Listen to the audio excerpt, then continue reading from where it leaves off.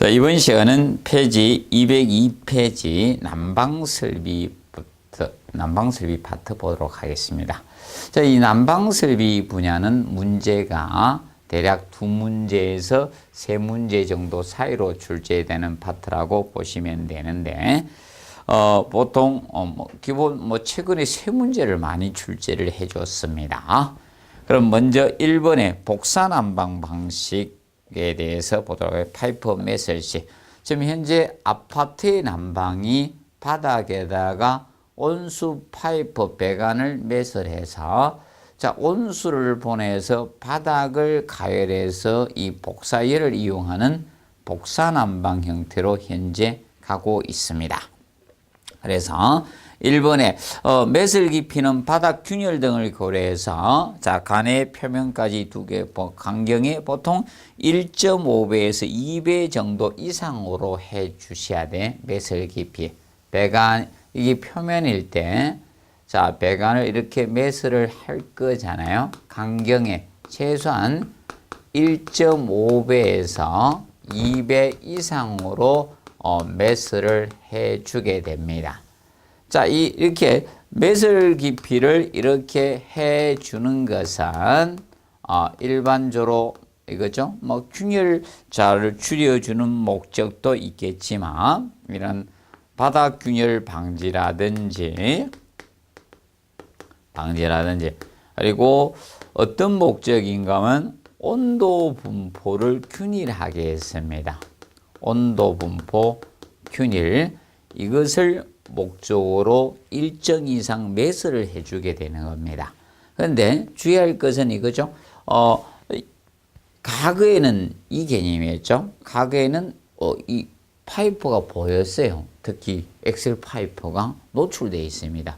가깝게 있다 보니까 대이면 뜨거워 죽게, 얘는 연탄 보일러 시절 가까이서 뜨겁고 없는 데 가면 차갑고 그랬죠. 온도 균일하지가 않은 거예요.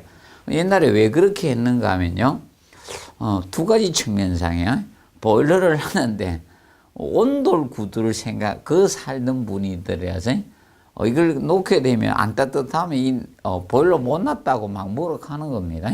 그리고 이거죠, 비용이 적게 들잖아요. 이만큼 매설하면 모르다라고 그만큼 많이 들어가죠. 그렇게 비용도 적게 들면서 보일러 잘 났다는 소리를 들어야 돼서 이걸 매설을 안 한 겁니다. 그래서 그런 형태가 되었었고, 그래서 이만큼 해서 최근에 아파트 봐요. 어디 한 군데가 너무 뜨거운 것도 없는데 실내가 따뜻해 춥지 않잖아요. 그 이유가 바로 이겁니다.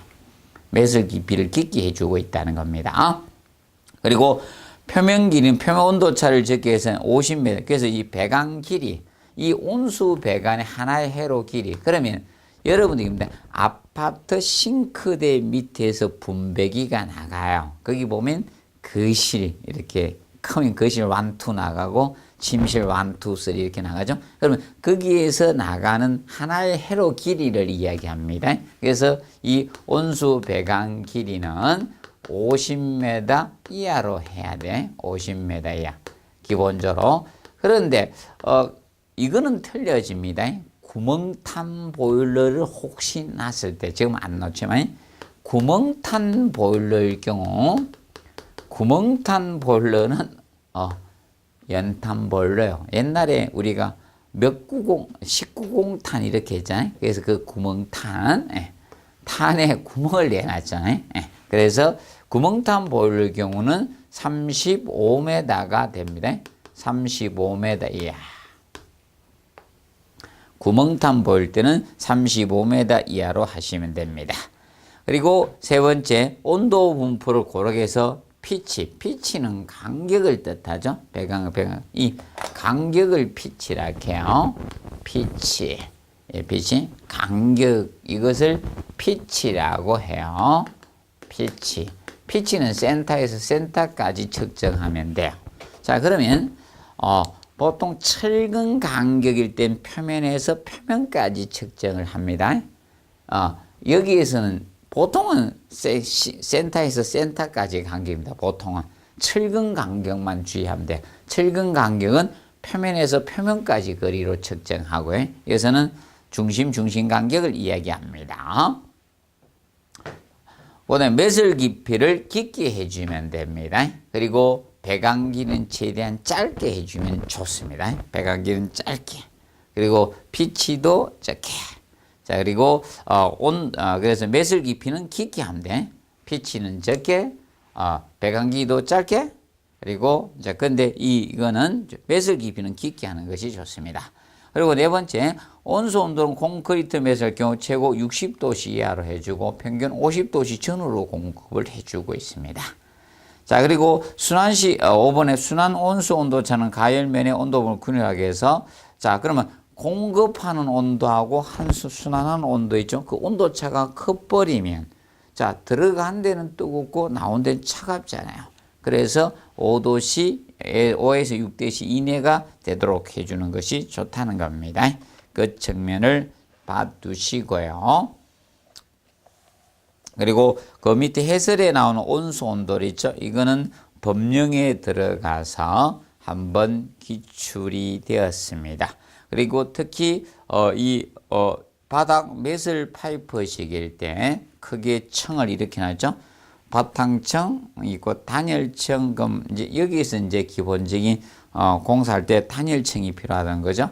그리고 채움층이 필요하고, 뭐 과거의 채움층은 자갈을 채워 넣었었어요. 근데 지금은 콘크리트나 모르타르 갖다 채워 넣고 있어요. 채움층이 있고, 그 다음에 배관층이 있고, 여기 이제 방열관 파이프를 잡아 넣죠. 옛날은 파이프 거의 동파이프를 많이 썼었어요. 아파트에. 80년대 이럴 때, 70. 그럴 때 쓰다가 이제 중국이 개발함으로써 인도 이런 데서 산업 개발하면서 구리값이 올라가서 요새는 거의 엑셀 파이프 형태로 가고 있죠. 그리고 그 외에 상부 마감층 이렇게 되는 거예요. 층을 단열층, 채움층, 그리고 있죠? 배관층, 마감층 이렇게 나누고 있습니다. 이때 단열은 이 단열층에는 단열재를 시공하도록 하고 있어요. 왜냐하면 바닥 난방인 층간 바닥에는 무조건 단열재, 법적으로 단열재 시공 의무를 두고 있어요. 그래서 이 단열재는 등급에 따라 등급을 가나다라 등급으로 나눕니다. 가나다라 등급으로 나눠서 어느 지역에서나 동일하게 공사돼 갑니다. 가 등급일 때, 자, 우리가 이것이 30mm 이상 넣어주면 돼요. 최소가 30mm예요. 나 등급일 때는 35mm 이상 넣어주라고 하고 있습니다. 뭐 다 등급일 때는 45mm 이상. 라 등급일 때 50mm 이상 이렇게 됩니다. 50mm 이상. 그러면 자, 쉽게 등급이 이거 됩니다. 가 등급이 단열 성능이 제일 좋은 단열재예요. 라 등급이 단열 성능이 제일 떨어져요. 그래서 라 등급일 때는 두껍게 넣고요. 가 등급일 때는 얇게 넣을 수가 있는 겁니다. 그래서 단열재 등급은 가나다라로 등급으로 구분하고 있다. 그 다음에 2번에 잡열을 이용하는 난방 방식이겠죠. 자, 보통 잡열이라는 것은 상태 변화에 출입하는 열이 잡열이고 온도 변화에 출입하는 열이 현열이죠. 그래서 온수 난방은 현열을 이용하는 난방입니다. 그리고 전기 난방이 잡열을 이용하는 거죠. 잡열을 이용하는 난방이라고 보시면 되죠. 복사 난방은 복사열을 이용하죠. 복사열을 이용합니다. 그리고 온풍은 공기를 가열해서 공급해 주는 난방이죠. 자, 그리고 3번 문제 보시면 204페이지 3번 문제. 온수 난방에 관한 설명으로 옳지 않는 것은, 자, 1번에 고온수 난방은 보통 온수 난방보다 위험성이 높다. 자, 고온수하고 이 보통 온수의 구분은 이거죠.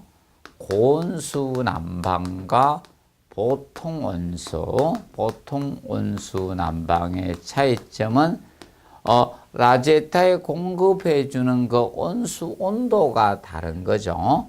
고온수는 100도씨 이상을 공급을 해 주는 거야. 100도씨 이상 온수를 쓰는 거고, 대략 100에서 150도씨 사이를 많이 쓰고 있습니다. 그리고 보통 온수는 100도씨 미만이죠. 이거보다 떨어지는 온수를 사용하는 것이 보통 온수예요. 그렇다 보니까 고온수 난방에는 팽창 탱크가 밀폐식 팽창 탱크를 사용을 해요. 보통 온수 난방은 개방식 팽창 탱크를 활용하고 있는 거예요. 그래서 차이가 있죠. 그래서 물의 온도가 높을수록 위험성은 높아질 수밖에 없죠. 그리고 두 번째, 온수 난방의 안전장치로선 삼방 밸브나 팽창 탱크, 팽창관 이런 것도 있죠. 안전관을 또는 도피관 또는 저거라고 칭했습니다.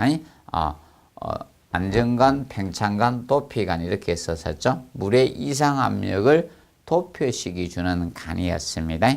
근데 하트포드 접속법 또는 하트포드 배관법이라고 칭하죠. 이것은 전기난방의 안전장치죠. 하트포드 접속법은 전기난방의 안전장치입니다. 그래서 하트포드 배관법 또는 하트포드 접속법이라고 하죠.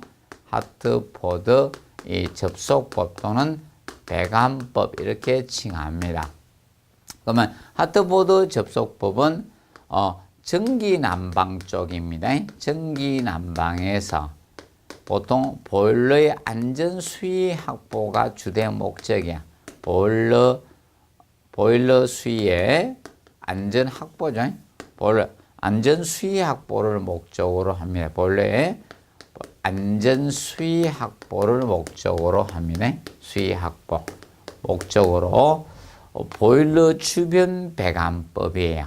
자, 그러면 한수 주간이 되돌아올 때 그것을 다이렉트로 보일러에 접속하면 그 조인트가 누수가 되면 문제가 되면 보일러에 물이 없는 상태로 우리가 보일러 가동을 할 수가 있다는 게, 그렇기 때문에 안전 저수면 위로 밸런스관을 이용해서 공급해 주는 방법이 하트포드 접속법으로서 얘는 전기난방의 안전장치에 해당이 됩니다. 그리고 3번에 온수난방 배관 방식에서 리버스 리턴 배관 방식의 목적은 온수 순환량을 일정하게 하는 방법이죠. 그래서 리버스 리턴 또는 역한수라고 하죠. 역으로 한수한다. 리버스 리턴 방식. 자, 이거는 배관 방열기에다가 온수의 유량을 균등하게 할 목적으로 하는 거죠. 목적은 온수의 유량을 균등히 분배하게 해서 합니다. 분배하게 해서 하는데, 근데 보통 한수간의 배관 길이가 길어져요. 그래서 배관 길이는 길어질 수밖에, 배관 길이가 길어집니다. 배관 길이가 길어지고, 그리고 배관 길이가 길어지면서 이때 그러면 시설비는 비싸지게 됩니다. 시설비가 비쌉니다. 기억을 해 놓으시고, 그래서 이거는 온수난방의 배관법이다. 온수난방의 배관법. 그리고 4번에 전기난방의 부속기기와 온수난방의 부속기기 공통으로 사용되는 것은 방열기나 방열기 밸브, 공기 빼기 밸브 등이 있죠. 특히 공기 에어벤츠 밸브는 공통은 맞지만 조금 주의할 것이 이겁니다. 공기 빼기 밸브에서 주의할 것은 전기난방에서 이 진공 한수시,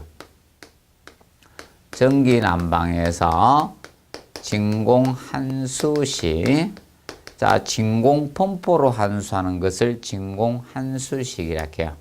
여기에서는 이 에어벤트 공기 빼기 밸브가 설치가 안 됩니다. 설치해서는 안 됩니다.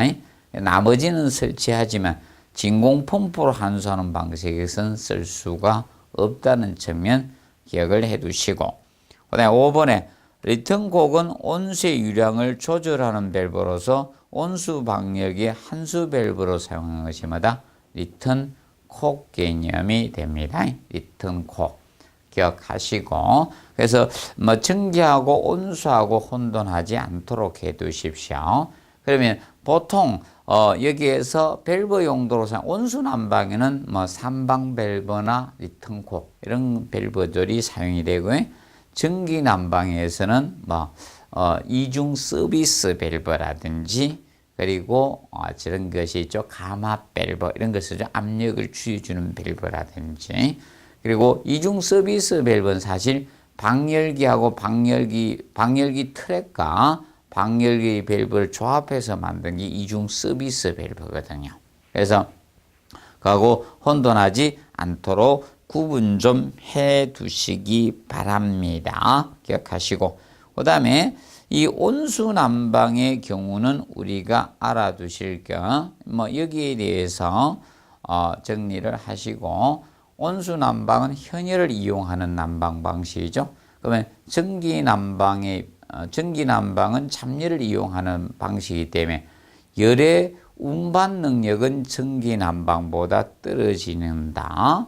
그렇기 때문에 나중에 방열기나 배관은 전기 난방보다 커야 돼요.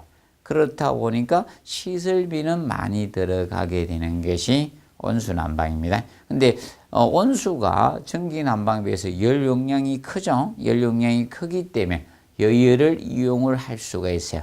난방을 전기도 바로 추워지는 아니다. 서서히 온도가 내려가겠죠. 그렇기 때문에 온수 난방은 열용이 크기 때문에 보통 쾌감도는 좋습니다.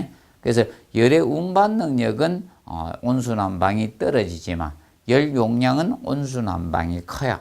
그렇다 보니까 쾌감도는 좋다는 측면 항상 기억하시고, 그다음에 온수 난방은 외기 온도가 변하더라도 방열량 조절이 용이한 난방이다. 이렇게 보시면 됩니다.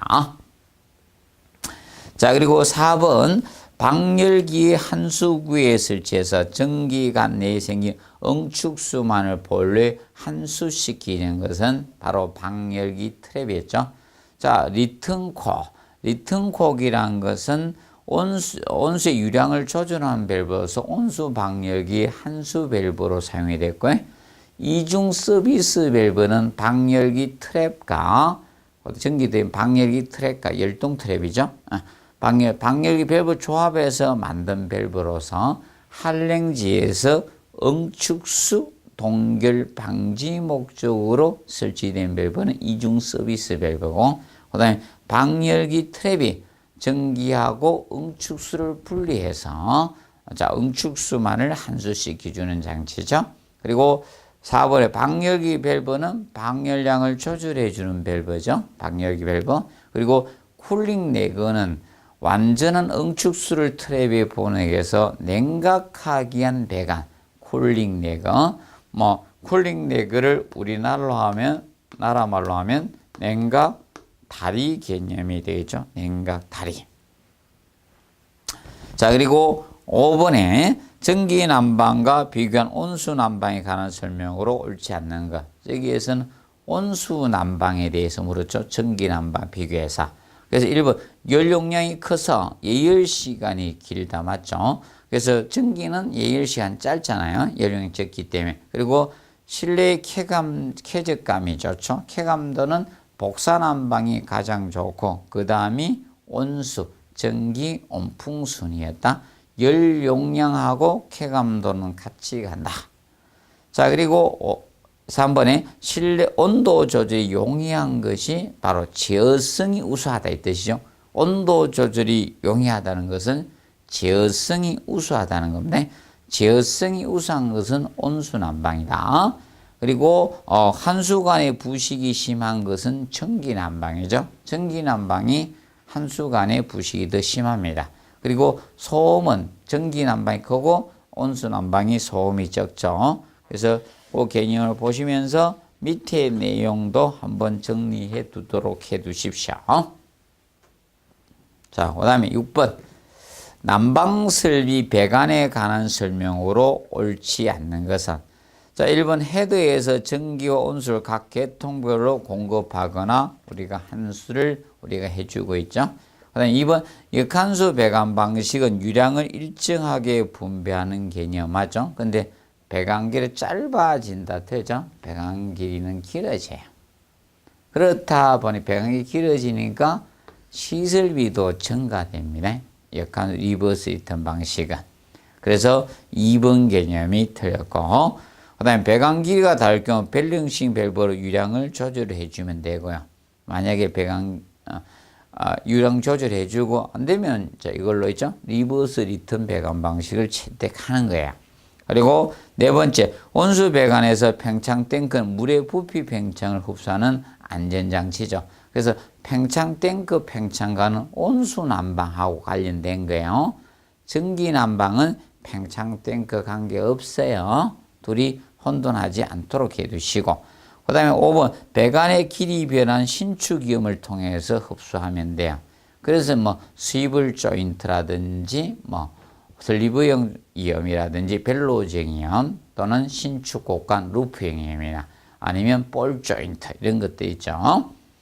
그 다음에 7번 난방 설비에 관한 대한 설명으로 옳지 않는 것. 먼저 1번 온수 난방은 전기 난방에 비해 제어가 용이하다 했겠죠. 그래서 제어성이 온도 조절이 용이한 것은 온수 난방이었다. 그리고 2번 온수 난방은 전기 난방에 비해 배관 부식이 적죠. 그래서 전기 난방이 배관 부식이 큽니다. 그리고 세 번째 전기 난방은 온수 난방에 비해 예열 시간이 짧고 열매 순환은 빠릅니다. 그런데 열 용량은 작다는 거. 전기 난방은 열 용량은 작습니다. 자, 그리고 네 번째 전기 난방은 온수 난방보다 방열 면적을 적게 할 수 있으며 자, 왜 그런가 하면 열의 운반 능력이 크잖아요. 잡열을 이용하다 보니까 열의 운반 능력은 크니까 전반적으로 방열 면적은 적게 할 수가 있다는 겁니다. 자, 그리고 다섯 번째, 온수 난방은 현열을 이용한 난방이므로 전기남의 쾌감도가 높죠. 쾌감도는 높고 열 용량이 크죠. 그래서 온수 순환 시간은 깁니다. 그래서 그 문장은 완전 막 틀리게 이렇게 했죠. 한 군데만 틀리게 하지 않고 여러 군데를 골고루 틀리게 했습니다. 그리고 8번에 온수 난방의 팽창 탱크 설치 위치 중 가장 적당한 것 해놨습니다. 자, 팽창 사실 이겁니다. 이 온수 난방에 뜨거운 물은 공급해 주는 펌프가 없어요. 순환용 펌프는 있지만 그래서 이 팽창 탱크가 사실 뭐 여러 가지 역할을 합니다. 물의 팽창 등 이상 압력, 물의 팽창 등 이상 압력을 흡수하는 것도 하고 이상 압력 흡수 개념도 되고요. 물의 팽창 등 이상 압력 흡수도 되고요. 그 다음에 이 팽창 탱크가 사실 물을 보충수 공급을 이걸로 해줘요. 보충수 공급이 팽창 탱크를 통해 거죠. 그리고 온수를 공급한 팽창 탱크의 압력으로 온수를 공급합니다.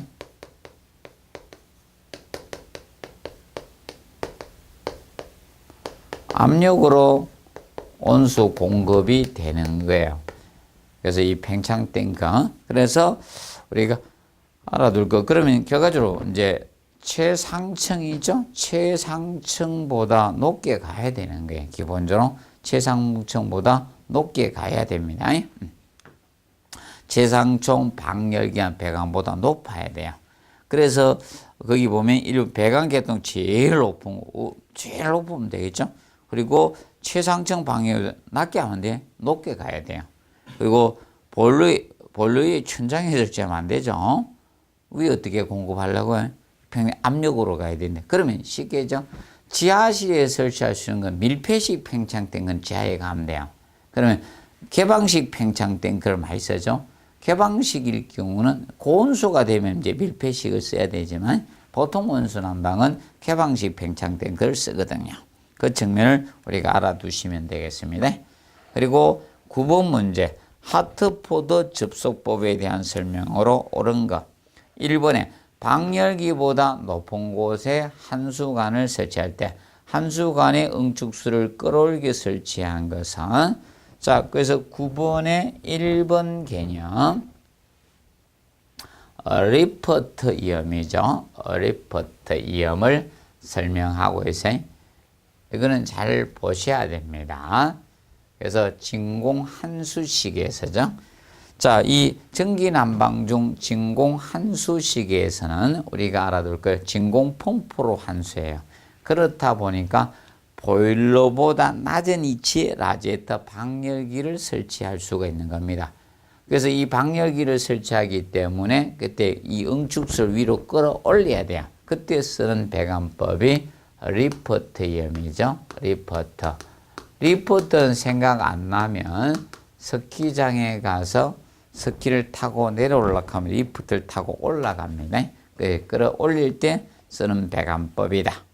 그리고 2번에 온수의 온도 차에 의한 밀도 차에 따라서 온수가 자연순환하도록 유도하기 위해서 설치를 한다. 자, 이것은 배관의 뭐다? 구배 경사가 되겠죠. 그래서 이거는 구배 개념이 됩니다. 배관 구배가 되겠죠. 구배 경사 기울기.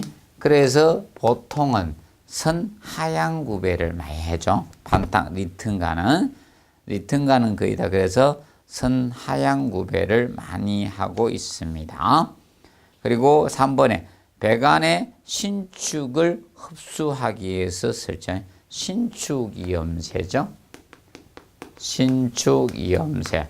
뭐 대표적으로 자 방열기 라제타죠. 방열기 주위배관.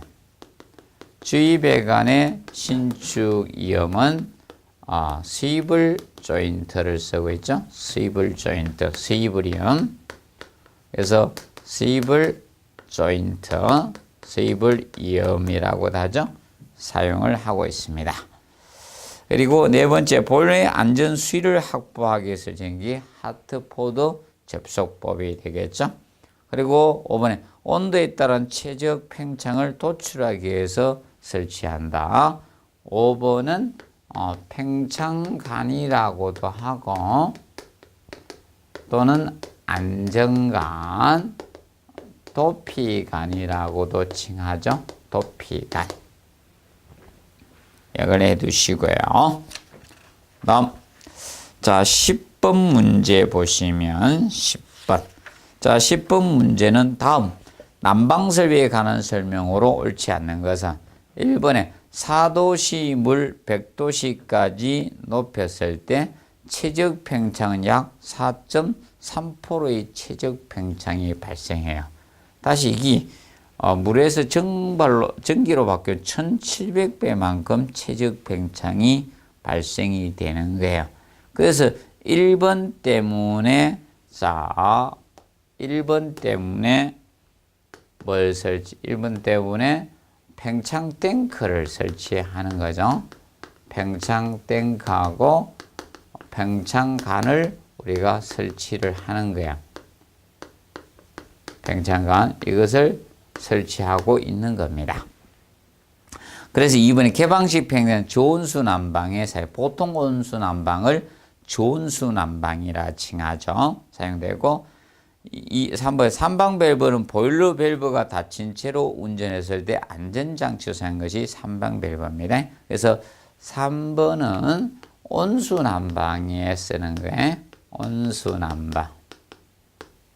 그리고 4번에 배관 도중에 강경이 서로 다른 전기적으로 접속할 경우 응축수의 고임이 생길 수 있어요. 그래서 이제 수평 배관에서 응축수나 이런 거 고임 방지 목적으로 쓰는 게 편심이염 종류야. 편심, 이경, T나 편심, 이경, 엘보 등 이렇게 쓰는 겁니다. 그래서 편심자가 들어가면서 이경이란 단어가 들어가면 전부 다 이것은 편심이염 종류의 수평배관 쪽에서 활용된다는 점을 기억을 하십시오. 수직배관이 수평배관 쪽이다. 그 다음에 5번에 전기난방은 잡열을 이용하는 난방 방식이죠. 현열을 이용하는 방식은 온수난방이 됩니다. 기억하시고, 그 다음에 11번 전기난방 방식이 보통 온수난방 방식에 비해 유리하지 못한 것은 보통에 비해서, 그럼 이거는 전기난방을 물은 거죠. 전기난방.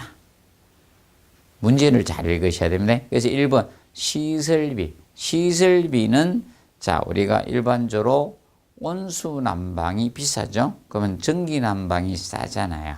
그럼 유리하죠, 전기난방이. 그리고 방열량 제어성 온수난방이 용이하잖아요. 그럼 전기난방 유리하지 못하죠. 그래서 2번이 들고, 그 다음에 간헐운전의 적합도. 간헐운전이란 것은 이게 간헐운전이죠. 일시적으로 난방하는 것, 필요시에만 난방하는 것, 이것을 간헐운전이라고 해요. 간헐운전은 전기나 온풍이 적합도가 있는 거죠. 전기나 온풍이 적합도가 있고, 그러면 연속적인 지속적으로 우리가 할 때는 이런 경우는 복사나 온수난방이 적합도가 있다라고 보시면 된다. 그래서 지속적인 난방은 복사나 온수난방. 예열 시간은 전기가 짧죠. 온수가 길잖아요. 그러니까 유리한 점 맞죠? 그리고 동일 방열 면적당 방열량이 우리가 전기가 크죠. 그러면 보통 전기난방의 표준 방열량, 전기난방일 때, 자, 이 표준 방열량은 0.756kW가 되죠. 면적당. 1kW가 756W죠. 네. 자, 그리고 온수난방의 자, 이 표준 방열량은 0.523kW가 되죠. 면적당. 자, 그리고 12번 쿨링 내그 냉각다리에 대해서 해놨습니다. 그래서 쿨링 내그 혹시 이렇게 쓸 수 있다. 냉각은 한글 쓰고 냉각 내그 이렇게 쓸 수도 있습니다. 냉각다리. 자, 역할은 완전한 응축수를 만들어서 트랩에 보내는 역할이에요. 역할. 그렇기 때문에 응축수를 냉각을 해야 돼요. 그렇기 때문에 얘는 보온 피복을 하지 않아요. 그리고 냉각을 하기 위해서 냉각 면적을 넓혀줘야 되잖아요. 그래서 배관기를 너무 짧게 해서는 안 됩니다.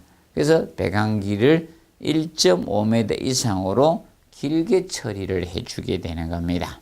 그리고 간격은 전기주보다 작게 사용해 주시면 되는 것이고, 그 다음에 5번에 한수 주간부터 높은 위치 응축수를 끌어올릴 때 사용한다. 아니죠. 그래서 이 12번의 그 5번 개념은 리프트 이염에 대한 설명이죠. 리프트 이염에 대한 설명이고, 그래서 혼돈하지 않도록 구분 정리를 해 두시면 되겠습니다.